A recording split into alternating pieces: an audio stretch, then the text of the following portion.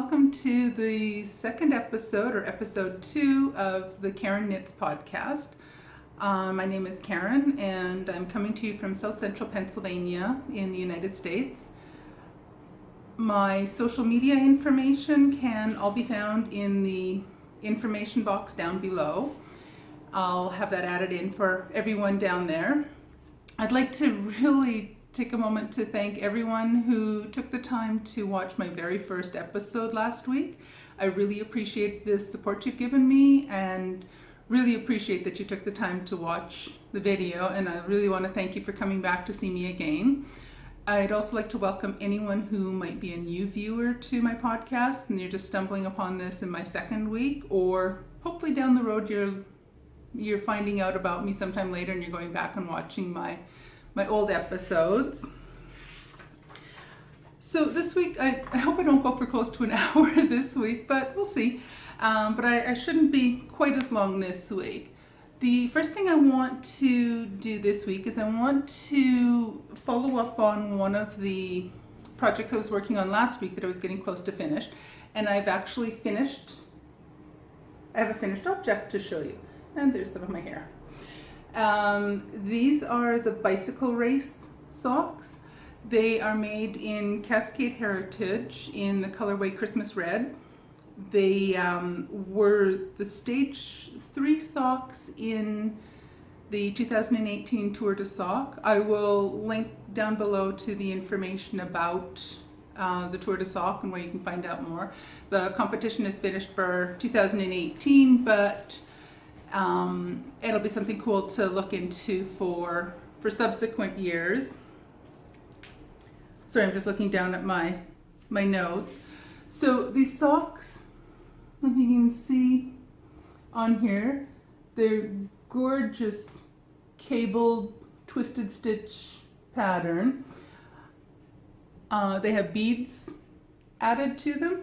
If you just give me a second, I'm going to take this off of this, and I'm going to put it on my foot mannequin so you can get a better look at the rest of the better detailing on the pattern. So I only have one of these. I really like to get a second one, but here we have the patterning. Hope the focus is coming in okay on this. So some gorgeous cable patterning down the front of the leg and then down the front of the foot. There's little beads that were added in along the leg on the front and also on the back. It's a nice plain side. And then again, you can see a few more of the beads happening here, and the nice cable pattern going down the back of the leg and the back of the heel. It has the heel turns coming around here. It's a really pretty sock. I don't know if I mentioned it's a bicycle race by Heidi Nick. I hope I remember to mention that right from the get-go, hopefully. But anyway, so this is my finished object for the week. I'm really happy to have these done. They're gorgeous, gorgeous sock, and I'm looking forward to wearing them. Next, I want to spend a bit of time looking at a couple of my works in progress. I managed to get a decent amount of work done on, relatively speaking, a decent amount of work done on two of my works in progresses as well. The first one that I've spent a bit of time working on, this is the one this is my nice mindless knit that I'm working on. This is the Sockhead Slouch hat. This is by Kelly McClure. The yarn I'm using for this was one of the, I think it was Knit Picks Bear in the Stroll Fingering yarn. It's a yarn that I dyed myself using a gradient, dyeing.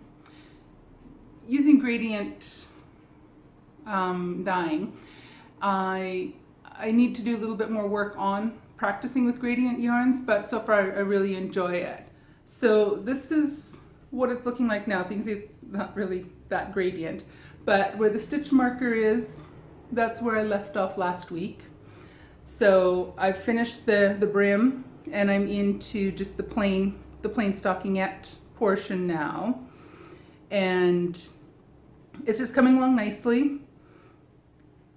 It's a nice mindless little knit that I can work on when I watching TV, or I don't have the ability to really focus and concentrate on it too much. There's still quite a lot left of the skein. You can see that it kind of it does a gradation from a little bit darker blue, and it gets a little bit lighter as you get to the end of it. So I'm just going to keep on knitting through this, and I'll see how far I get and how big the hat gets before I surrender and shut it or stop working on it. The other work in progress that I spent a fair bit of time on, or not a fair bit, I did spend some time on this past week, is my row cardigan. And this is a heavily cabled cardigan pattern by Michelle Wong. I'm knitting it with Knit Picks Bear. You might notice a trend here. Knit Picks Bear seems to be one of the yarns that I enjoy working with. I really like it because it allows me the opportunity to do some dyeing myself. Although this, I suspect I'm going to leave this. I'm knitting it as a natural in the bear color right now, and I suspect I'm not going to do any dyeing on this particular one once the yarn, or once the cardigan is finished. But in the past week, and it's the Wool of the Andes superwash, 100% wool superwash. It's again, it's in the bear colorway. So I finished the back. This is actually comical because I'd put this poor thing aside. I hadn't worked on it in ages. I actually looked back through, I keep a log in an Excel file of every month, every day, and a list of the different projects I'm working on, and then I go in and I just put a little X on what I worked on any particular day. So then that way I can go back and see if there's a particular project that I haven't touched in a long time. So I went back and checked what was going on with my row cardigan, and I had cast it on the beginning of February. I worked on it a lot in February. I picked it up a few days, I think 3 or 4 days in March. I touched it once in April, and I hadn't done anything with it at all since sometime in the middle of April. So when I picked it up a couple days ago to get started on it again, after I finished the bicycle race socks first, and then I switched over and I picked up my row cardigan to get back to working on that one. When I picked it up, I double checked to see where I was at, and I realized that once I measured all that good stuff, I realized that I had a total of 4 rows of shoulder shaping to finish the back piece. Like, seriously? 4 rows. It took virtually no time at all to finish off the back. Decreases on the beginning of each of the 4 rows to settle me to having the back being finished. So you leave a bunch of the stitches on a stitch holder. That's the thing I'm thinking about. But I'm just, for the time being, I'm just going to leave it on. I'm using interchangeable needles on this. I'll have to double check. I'll put a note in here. I should mark down what needles I'm using for these. These are interchangeable needles. Anyway, I'll double check that, and if I can't get that edited into the video, I will come back and I'll do that. I'll talk about that next week, because I will be working on this cardigan again for next week. So it's still attached to what's left of one of the skeins, and I just have it on the needles I was working on. So here's the back. So this is like, all I did literally was these 4 little rows right here. That's it. But anyway, here's what it looks like unblocked.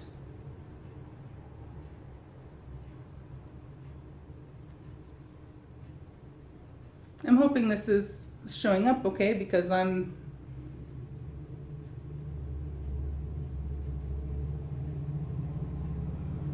so it'll look a lot nicer once I get it blocked.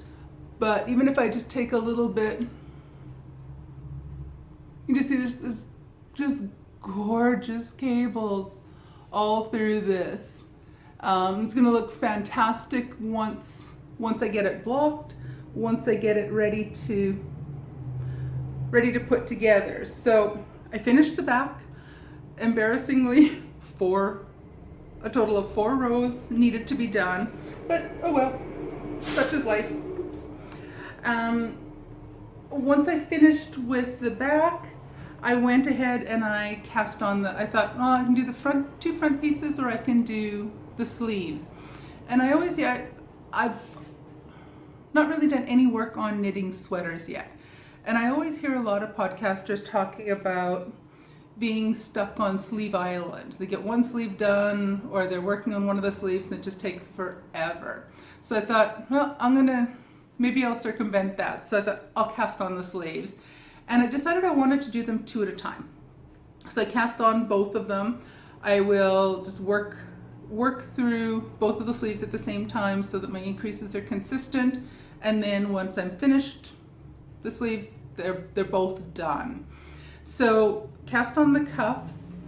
It's just a nice simple 2x2 ribbing, and I think the pattern calls for it to go for about 4 inches, and so far I'm a little bit over 2 inches. So I'm about halfway done with the ribbing on the 2 sleeves. What I'll do next part, put in a couple markers and start the pattern. So the pattern going up the sleeves is actually the same pattern as these two side panels down the back of the cardigan. So one of these patterns goes down one sleeve, the other one goes down the other sleeve. So, and they're mirrored to each other. So this one will go down one of the sleeves in this particular cable panel. The other sleeve will have the mirror of it. So hopefully by next week, because this week coming up, I'm really only planning on working on the sleeves for this and my sockhead slouch. So I'll work on the hat when I don't have to concentrate a lot on doing the cable panels. So I'm hoping to have a fair bit of progress to show you guys next week on what I've done with these. So okay, putting things aside here. The next thing I want to talk about for a little bit is Stache Enhancement or Stache Acquisition. And so I know I said in my first video that I don't normally buy a whole lot of yarn, and doesn't really seem like that's true based on my first 2 episodes here. I've had yarn that I've acquired in both episodes.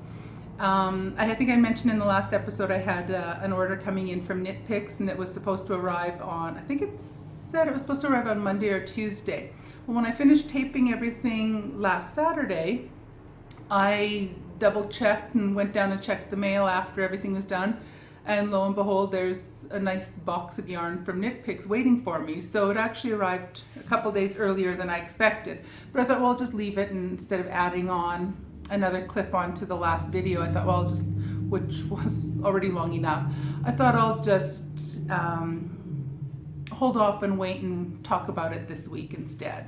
So what I did was I ordered yarn for an upcoming mystery shawl knit along that I'm going to, I've already bought the pattern. I'm going to join in the beginning of October. It's a mystery shawl pattern by Stephen West. I believe the pattern is called the Texture Shawl.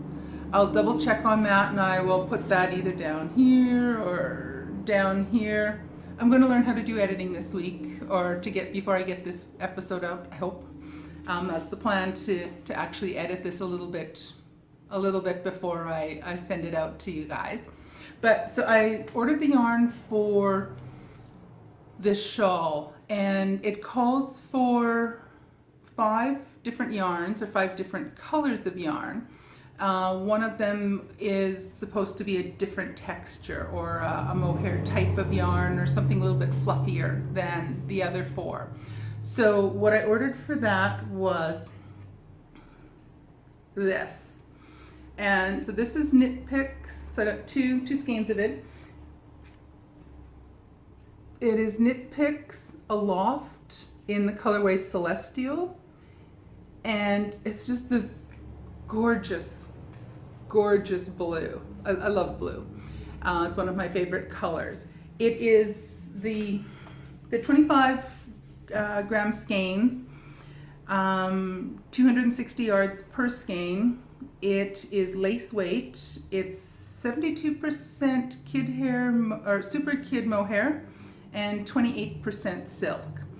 It's a gorgeous, gorgeous yarn. I really, really, really like it. So this is the texture portion. This will be used for the texture portion of the mystery shawl. And then I also bought 4 skeins of, or 4 hanks of Knit Picks Bear in the Stroll fingering weight yarn. So this is, what is this one? 75% superwash merino wool and 25% nylon. 462 yards per 100 grams. So what I'm going to do with these 4, so I have 4 of them, I'm going to decide on some colors and I'm going to dye them myself. I might leave one just as is, just as the bare yarn with no color on it.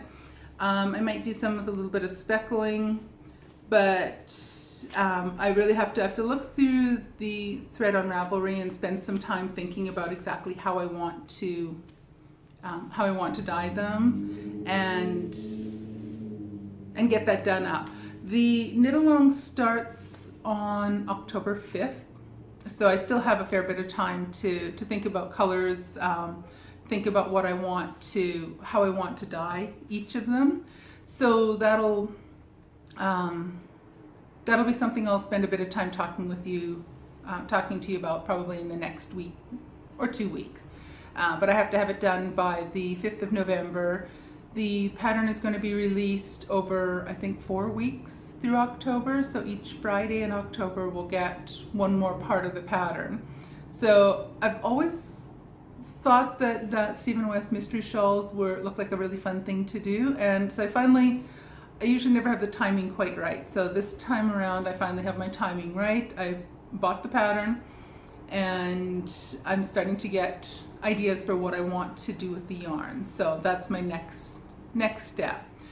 So that's all I did for acquisitions.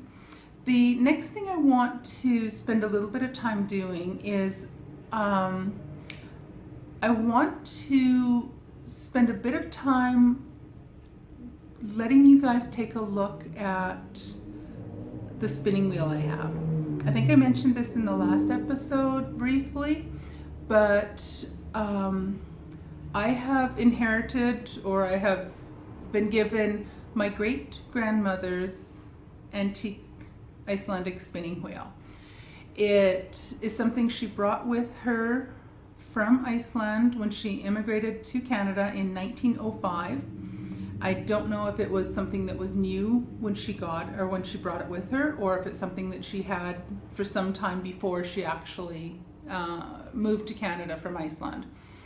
She spun, I'll show you in just a couple minutes, but she must have spun miles and miles of fleece on this.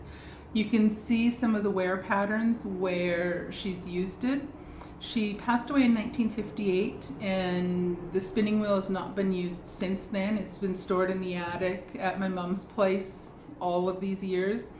So it's not been used since then. It has all of the parts. There's nothing missing from it. It basically it really needs a good cleaning. It doesn't have, it's a bit dusty. It needs a good cleaning after sitting in an attic since the late 1950s, early 1960s. So what I'm going to do is I'm going to add in an extra video. I'll videotape the spinning wheel. I'll talk about different parts of it or different bits of information about the spinning wheel. I will add that in here, and then that'll finish up my video for this week. So here we have it. This is my great-grandmother's Icelandic spinning wheel. She brought it with her from Iceland to Canada in 1905 when she moved to Canada. I want to focus in on a few different parts. So it has all the different pieces. You can see, and I still need to learn all the terms for it. This is some fleece that's still on here that has been here since 1958. So it's getting to be vintage fluff left on here. So it has the fly, the bobbin. Like I say, it needs a good cleaning. It even has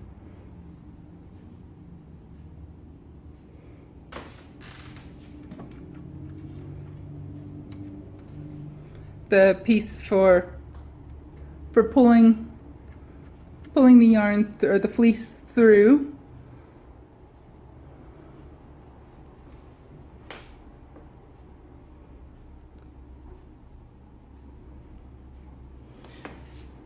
The one thing I want to show and point out is look at the wear on the base here.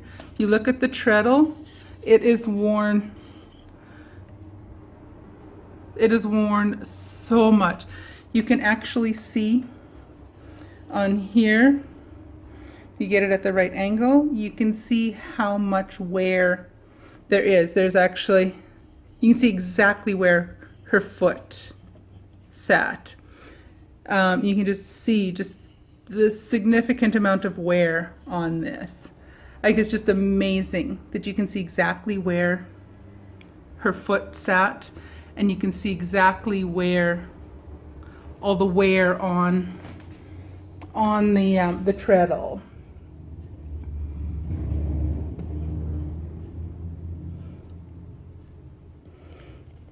And this part it just amazes me, the amount of wear on this piece of wood. So I'm going to turn it carefully a little bit to the side. It even has the rope or the thread to put on the spinning wheel. The whole thing it's in actually really good shape. The one thing that's really kind of neat to see is that at some point there was a repair done. I'm not sure if it's focusing as well as it could on this, but you can see that there's been a band of metal placed around here, and there is a different piece of wood that has been attached to the back.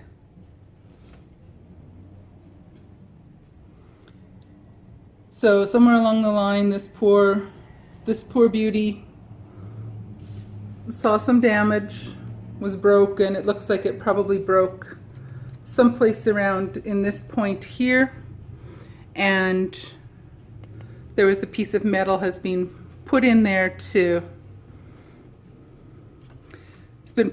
repair it so that she's functional again. So I'm going to have to spend a bit of time with it, get it all cleaned up nicely, get it all conditioned. I'm sorry about that. All conditioned up nicely, and then get it back into functional working order. So there we have it. My great-grandmother's Icelandic spinning wheel that came with her from Iceland to Canada in 1905. She used it and used it and used it for years until she passed away in 1958, and it's just sat in the meantime not being used. But I want to bring it back to life. I want to learn how to spin using my great-grandmother's antique spinning wheel. So there you have it. I will probably try to insert a few pictures in here that might be a little bit better for viewing. But yeah, you can see, oops, you can see just the layers of oils and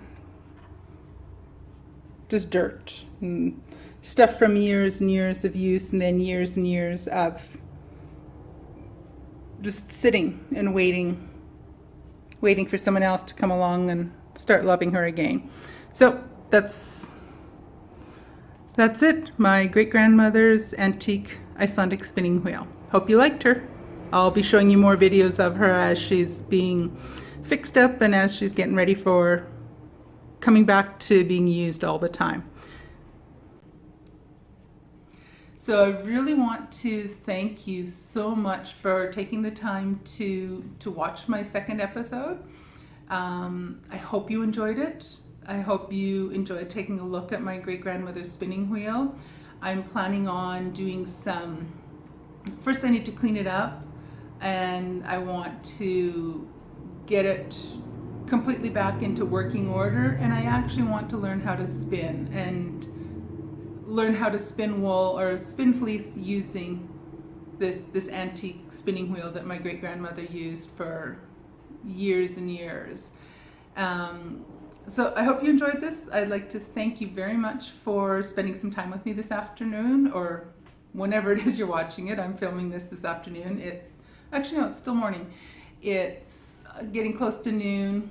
I think I forgot to mention at the beginning, it's Saturday, September 22nd, 2018 today. I'm hoping to get the editing on this video done this afternoon, and I hope to get it posted up sometime later this afternoon or sometime this evening at the latest. So take care, everyone. I hope you enjoyed this. Please like and subscribe to my channel, and I'll be back next week with another update on my progress. Hopefully I won't have any more yarn acquisitions, but I might have, no, I shouldn't have. But I will have some more progress on my two projects. I don't think I'll have a finished object to show you next week, but at least I will have, I should have a fair bit of progress to show you on the two projects that I'm working on right now.